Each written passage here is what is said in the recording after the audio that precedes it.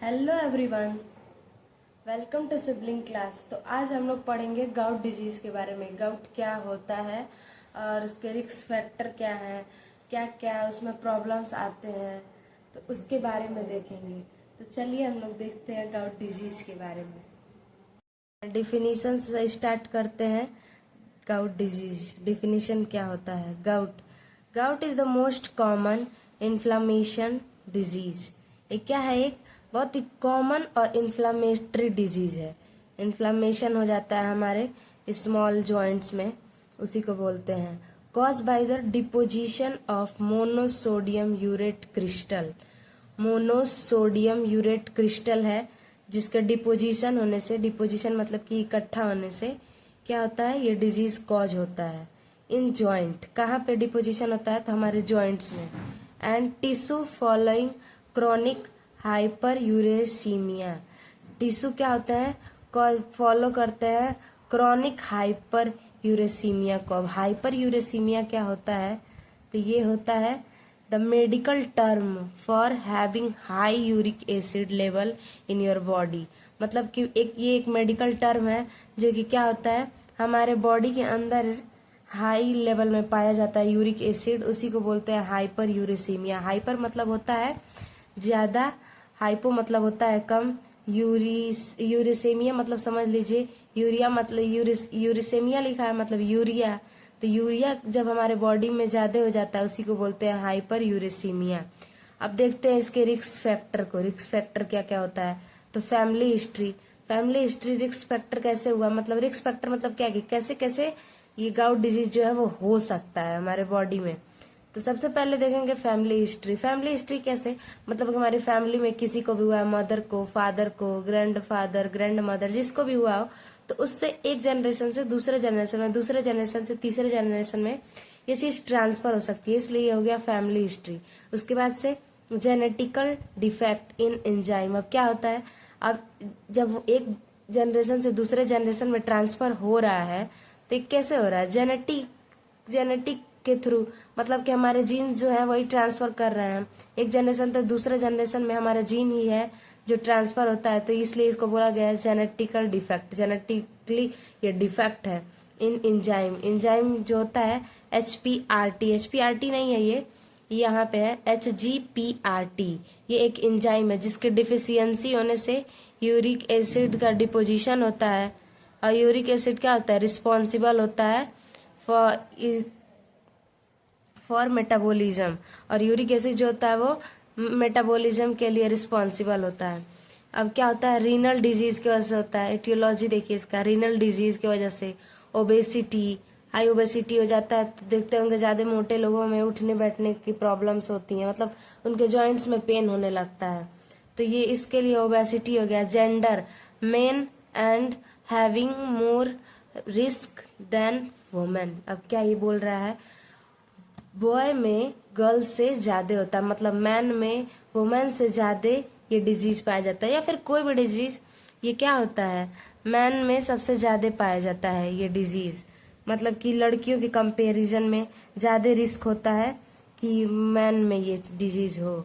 उसके बाद से क्या है, ग्लूकोज इंटॉलरेंस हो गया, हाइपरटेंशन। वैसे ये सब ज्यादा इम्पोर्टेंट नहीं है, आपको 2-4 पॉइंट ऊपर जो बताए हैं वो याद रखना है।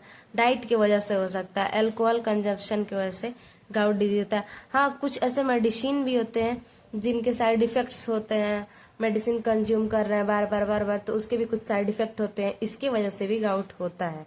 और आप सुने होंगे प्यूरिन पिरिमिडीन। प्यूरिन पिरिमिडीन क्या होता है? डीएनए में पाया जाता है जो कि मेटाबोलाइज करता है फॉर्मेशन ऑफ यूरिक एसिड को।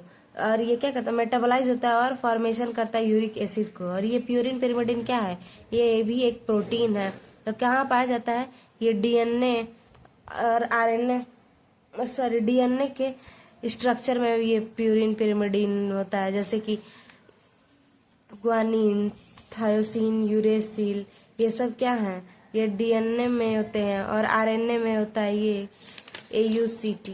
चलिए देखते हैं अब ये क्या है, पैथोजेनिक। अब आपको एक चार्ट के फॉर्म में समझाया गया है कि कैसे ये होगा कैसे नहीं होगा, तो उसको देखते हैं। जैसे कि एक पेशेंट है विथ रिस्क फैक्टर, एक पेशेंट है जो इस रिस्क फैक्टर से जूझ रहा है इस टाइम पे, तो उसका क्या होगा, यूरिक एसिड जो है वो इंक्रीज हो जाएगा। यूरिक एसिड इंक्रीज होगा प्रोडक्शन और डिक्रीज यूरिक एसिड एक्सक्रीशन। अब यूरिक एसिड अगर इंक्रीज होगा तो प्रोडक्शन हो रहा है मतलब, और डिक्रीज हो रहा है मतलब कि मतलब एक्सक्रीशन हो रहा है यूरिक एसिड का, इसलिए तो यूरिक एसिड हमारे बॉडी में कम है।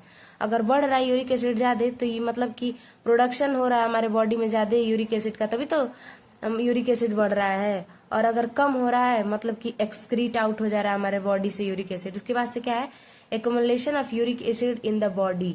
और क्या हो रहा है, हमारे बॉडी में यूरिक एसिड अगर बढ़ रहा है तो एक्युमुलेट हो रहा है, अगर एक्सक्रीट नहीं हो पाएगा तो क्या होगा, वो एक्युमुलेट होगा। उसके बाद से क्या होगा, formation of monosodium urate crystal. और किसके वजह से हो रहा है, मतलब कि ये क्या होता है, कंबाइन होता है सोडियम से और फॉर्मेशन करता है मोनोसोडियम यूरेट क्रिस्टल। अभी हम आपको इधर बताए थे कि मोनोसोडियम यूरेट क्रिस्टल जो है वही क्या होता है, हमारे ज्वाइंट में डिपोजिशन का काम करता है। तो एक्युमुलेट हो तो वही फॉर्मेशन होगा यूरिक एसिड का, और यूरिक एसिड का फॉर्मेशन होगा तो हमारे ज्वाइंट्स में ये एक्युमुलेट होगा और ज्वाइंट में पेन होगा। फिर से क्या होगा, फॉर्मेशन हो रहा है मोनोसोडियम यूरेट क्रिस्टल का। उसके बाद से क्या होगा, deposition of crystal in joint. यहाँ फॉर्मेशन हुआ, कंबाइन होता है जाके सोडियम से, फिर फॉर्मेशन होगा मोनोसोडियम यूरेट क्रिस्टल का, फिर डिपोजिशन होगा क्रिस्टल इन ज्वाइंट, क्रिस्टल ज्वाइंट में इस क्रिस्टल का। उसके बाद से एक्टिवेशन ऑफ इन्फ्लामेटरी सेल। अब क्या होगा, जो सेल है वो हमारे इन्फ्लामेटरी होने लगेगा, मतलब कि फूलने लगेगा, वहाँ स्वेलिंग होने लगेगा, ये सब चीजें वहाँ पे होगी। तो ये सेल को हमारे एक्टिव करेगा, मतलब कि जहाँ भी ज्वाइंट में भी हमारे सेल होंगे तो उसको एक्टिवेट करेगा, तो वो इन्फ्लामेशन कॉज करेंगे। Release the inflammatory mediator. अब क्या करेगा, ये रिलीज करेगा इन्फ्लामेटरी मेडिएटर्स को। उसके बाद से inflammatory reaction in the joint. और उसके बाद से क्या होगा, इन्फ्लामेटरी रिएक्शन होगा हमारे ज्वाइंट्स में, मतलब कि पेशेंट की ज्वाइंट्स में पहले क्या होगा, प्रोडक्शन हुआ, फिर एक्सक्रीशन हुआ, उसके बाद से एक्युमुलेट हुआ यूरिक एसिड, उसके बाद से फॉर्मेशन हुआ सोडियम, ये कंबाइन हुआ कि सोडियम से, तो यहाँ पे फॉर्मेशन हुआ मोनोसोडियम यूरेट क्रिस्टल का, फिर डिपोजिशन हुआ हमारे बॉडी में, हमारे जॉइंट्स में क्रिस्टल का। उसके बाद से क्या होगा, एक्टिवेट करेगा इन्फ्लामेटरी को, फिर रिलीज होगा इन्फ्लामेटरी मेडिएटर्स। उसके बाद से इन्फ्लामेटरी रिएक्शन होगा, हमारे ज्वाइंट में क्या होगा, इन्फ्लामेटरी रिएक्शन होगा। और इन्फ्लामेटरी रिएक्शन होगा इफ नॉट ट्रीटेड। मान लो अगर इन्फ्लामेटरी रिएक्शन हुआ, मतलब हम उसको ट्रीट कर दिए तब तो वो ठीक हो गया, एक्यूट टाइम तक रहेगा, उसके मतलब कि कुछ टाइम तक रहेगा, उसके बाद से ठीक हो जाएगा। और अगर ये मान लो ट्रीट नहीं हुआ, urea crystal deposition in kidney lead to renal calculi. और क्या करेगा, तब डिपोजिशन होगा हमारे किडनी में और रीनल कैल्कुलाई में, और ये क्या करता है, टोफाई का फॉर्मेशन करता है। अब देखेंगे ये क्या होता है, क्लिनिकल प्रेजेंटेशन। अब क्लिनिकल प्रेजेंटेशन देखेंगे, in the joint of lower limb like big toy, ankle, knees, arm, ये सब क्या है, इन सब में मतलब कि हमारे स्मॉल जॉइंट्स में ही होता है ये नहीं है कि बड़े बड़े जॉइंट्स जैसे कि हमारे फीमर हो गया, टिबिया हो गया, फिबुला हो गया, ये इन सब जॉइंट्स में नहीं होता, हमारे छोटे जॉइंट्स में होता है। जैसे कि हमारे लेग के जो फिंगर्स हैं छोटे छोटे, वो जो जॉइंट्स होते हैं उनमें ये इन्फ्लामेशन होता है। तो क्या होता है, पेन होता है, मान लो इन्फ्लामेशन हुआ है तो वहाँ पे पेन होगा ही, स्वेलिंग होगा तो रेडनेस होगा ही। उसके बाद से जहाँ भी इन्फ्लामेशन हुआ रहता है, स्वेलिंग हुआ रहता है, वहाँ पे क्या होता है, हमको गर्म महसूस होता है, मतलब वार्मथ लगता है। एग्जाम्पल में यहाँ पे दिया भी है, फिंगर जॉइंट्स और ग्रेट टॉय, मतलब कि हमारे पैरों में सबसे ज्यादा होता है ये, ठीक।